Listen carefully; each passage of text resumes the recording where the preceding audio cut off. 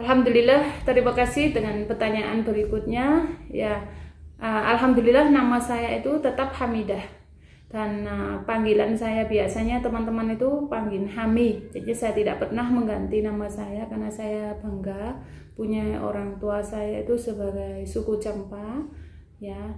Dan saya ke Indonesia juga begitu, saya tetap dengan menggunakan itu.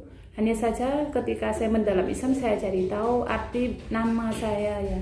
Hamidah itu artinya seperti apa, lebih paham dan lebih senang dengan nama saya. Alhamdulillah, tidak ganti. Hanya beda pengejaan ya. Tulisan hurufnya di sana kan H spasi mi T H A H H mitah kalau dibaca yang benar Hamidah yaitu TH itu di sana memang baca dah, tapi kalau orang sini tah gitu. Makanya dosen-dosen yang absen pasti Hamitah ya. Karena THA bacanya di sini tah. Lalu yang nama-nama di sana kan suku mayoritas kan Vietnam ya, nama-namanya itu ada, bisa dibantu jelaskan, ada Nguyen, ada Le dan seterusnya. Iya, jadinya nama itu bisa memahamkan orang itu lah, kalau kami itu adalah orang suku gitu loh. Nanti ketika lihat nama mereka sudah tahu, oh ini orang suku terpencil. Dan terutama suku Campa kami itu namanya Masya Allah sangat islami, bahwa bahkan orang Indonesia pun sudah muslim belum tentu bisa kasih nama yang sebagus nama suku kami. Bayangkan ayah saya namanya Ismail, ibu saya Aminah, kakak saya Khadijah, saya Hamidah, Fatimah, Salihah, itu keluarga saya. Pak Aman saya Umar, Abu Bakar, terus Ahmad, Sakaria, Zainab, Asia, gitu-gitu. Dan nama di dalam kampung saya Hamidah aja itu bisa puluhan orang namanya Hamidah. Nah, jadinya kan yang penting bintinya yang beda. Nah, untuk apa? Untuk kami itu memang dulu kan pernah ada perang terjadi dan sebagainya. Mungkin dengan nama itu kan kami ketika berkembang besar kami tahu bahwa agama kami itu Islam. Karena di KTP kami di Vietnam itu kan menunjukkan agama Hoi Zao. Hoi Zao itu agama kepercayaan Tuhan. Sedangkan mereka rata-rata tidak ada agama. Nah, ketika di dalam Hoi Zao itu, kalau kami tidak kasih nama seperti itu, suatu saat kami kan tidak tahu kalau kami itu agama Islam. Nah, dengan nama seperti itu kan, ketika saya ke Indonesia kan mereka, oh kamu maksudnya tuh kamu Hamidah, artinya seperti ini. Akhirnya kita bisa dialog, diskusi tentang Islam itu sendiri. Next question.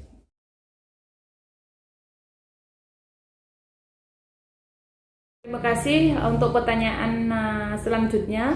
Ya, sehari kami itu karena tinggal di Indonesia, maka bahasa ibunya anak saya itu saya buat itu bahasa Indonesia supaya mereka itu tidak bingung ketika sekolah, bahasanya itu harus bahasa Indonesia. Namun setiap saat misalkan ibu saya telepon dari Vietnam, dan ibu saya kan sering ke sini sebelum corona terjadi, ya ibu saya itu yang bicara bahasa Campa. Jadi pagi ibu telepon, mereka itu bisa paham bahasa Campa sedikit-dikit. Terus ketika saya buat YouTube menggunakan bahasa Vietnam, mereka juga ikut chào mọi người, salam semuanya, chào mọi người, xin lỗi itu maaf. Bahasa Campa itu beda dengan bahasa Vietnam. Belum lagi mereka di sekolah belajar tambah bahasa Arab, bahasa Inggris. Jadinya Masya Allah, semoga Allah memudahkan supaya mereka itu bisa menjadi muslim yang bermanfaat. Bahasa Campa itu bahasa yang terkategori yang Melayu tua ya, karena banyak sekali mirip dengan bahasa Melayu. Seperti ayah, mak, hitungan, coba hitungannya. Hitungannya itu 1, 2, 3, 4, 5, 6, 7, 90. Mirip ya. Jadi memang bahasa Melayu tua, dan sebelum saya menikah itu memang kurang ada hubungan ya muslim di kampung saya dengan orang Indonesia. Yang banyak hubungan dengan orang Malaysia. Mungkin karena faktor ekonomi, mereka juga TKV ya, tenaga kerja Vietnam banyak ke sana. Tapi setelah saya menikah, ya, alhamdulillah bisa menghubungkan banyak. Ada yang mondok di sini, ada yang menikah juga. Setelah saya kan banyak yang menikah. Adik-adik kelas istri saya juga menikah. Ya kami bantu ya, ada yang proses ta'aruf, ada yang tidak ya. intinya sekarang hubungannya sudah baik antar kedua negara yang dihubungkan dengan kesamaan agama dan budaya. Tadi ada yang terlupakan ya, alhamdulillah kami dikaruniakan oleh Allah itu ada 5 anak. Tiga perempuan. Iya, 3 perempuan, 2 laki-laki. Yang paling besar umurnya itu 12 tahun, kelas 6 SD. Yang paling kecil Itu yang tadi. Yang tadi Jalan-jalan. ya, 1 tahun setengah. Alhamdulillah. Kita tidak KB. Alhamdulillah. Saya ada keinginan punya anak banyak karena nenek saya 17 anak. Saya juga tidak lihat mereka miskin, dan alhamdulillah mereka anak yang banyak dan semuanya itu berbakti sama nenek saya. Terus saya itu juga pernah lihat tetangga saya ada 7 anak dan nikah sama orang Perancis. Mereka arahkan anaknya itu kan beda, dan ketika saya paham Islam saya pengen arahkan anak saya juga pengen anak banyak, tapi mereka semua insya Allah jadi penghafal Al-Quran, pengembang dakwah. Dan 1 orang kalau misalkan saya meninggal baca doa 1 orang 1 Al-Fatihah dikalikan saja. Nah rugi kalau sedikit anak ya. Ya kalau sudah nggak mampu ya bisa tambah istri ya. Iya, biar nggak terlalu repot suaminya. Ya.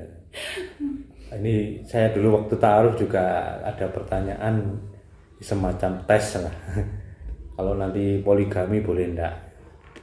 Dia mikirnya ya kalau sudah 10 tahun menikah lah.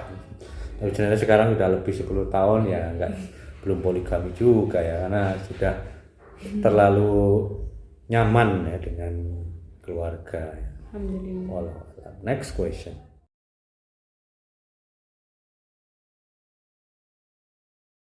Ya, untuk pertanyaan berikutnya untuk saya ya, tentu saja ada cultural shock ya, terutama soal makanan ya. Orang Vietnam itu bisa makan makanan ekstrim ya, ekstrim pedas, ekstrim asin, ekstrim ini.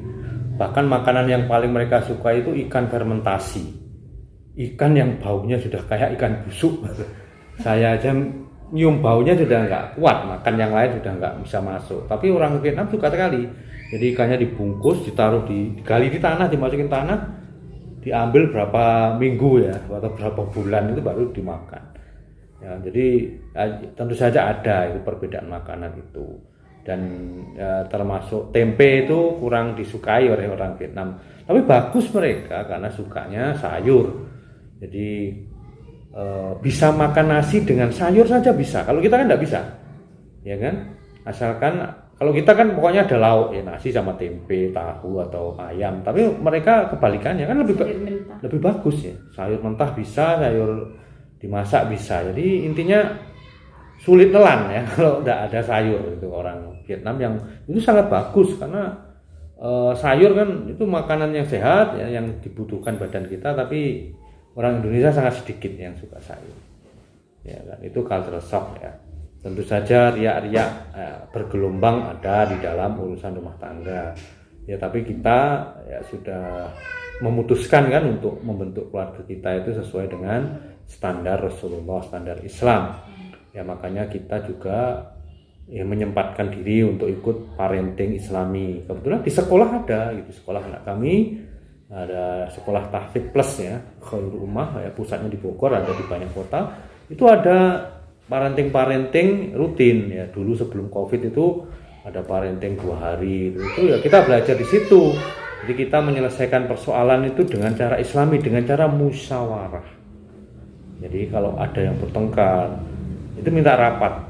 Nah, kita rapat, duduk, baca doa. Nah di situ disampaikan ada ganjelan apa. Dan alhamdulillah dengan cara itu sampai sekarang ya tidak pernah ada ya persoalan besar ya di keluarga kami, apalagi sampai layangan putus. Yang lagi viral layangan putus ya, kita malah jarang main layangan ya, kecuali pas liburan ke Tulungagung main layangan. Jadi itu ya, karena memang di Vietnam seperti cerita saya tadi, muslimnya sangat sedikit ya, nggak sampai 1% itu. Dan di sana ya itu budayanya sangat materialis ya, meskipun orang komunis tapi sangat kapitalis ya kan. Ukuran materi itu sangat kuat ya, melekat di masyarakat. Next question.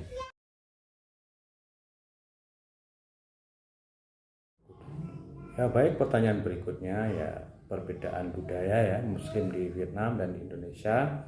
Ya kami masih punya orang tua, saya tinggal ibu. Kalau dulu masih lengkap istri saya, baru akhir tahun kemarin ya ayah mertua meninggal, ya mohon doanya ya, kiriman Al-Fatihahnya ya. Alhamdulillah tidak meninggal COVID, ya meninggal normal, dikuburkan normal, itu sudah berkah sekali ya di masa pandemi ini. Ya perbedaannya kentara sekali ya, minoritas dan mayoritas.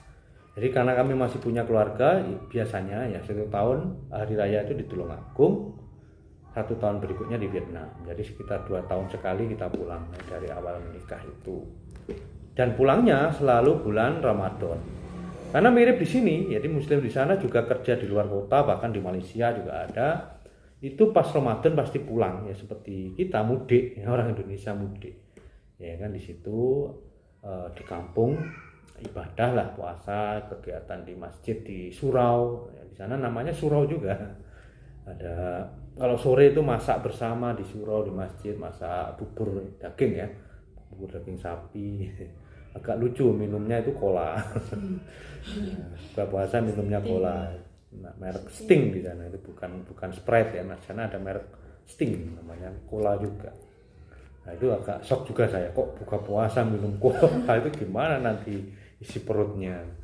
Nah, tapi dari sisi makanan di sana ya saya menilai lebih bagus, bergizi ya. Itu gratis itu, bubur daging itu sangat jarang sekali minyak ya. Gorengan itu sulit ya dicari itu. Di sana suka makanan yang bakar ya, rebus begitu, itu sehat. Lalu apa namanya ya, yang tua-tua di sana ya masih menjaga tradisi. Menurut mereka itu mazhab Syafi'i ya, meskipun ya kita yang mazhab Syafi'i di Jawa juga tahu ada yang itu sebenarnya budaya lokal tapi diklaim mazhab Syafi'i, itu agak lucu juga. Jadi salaman cara orang Muslim sana itu kan begini, itu cara mazhab Syafi'i katanya. Ini mazhab Syafi'i ngurusi salaman ya, yang lain sama ya, kunut.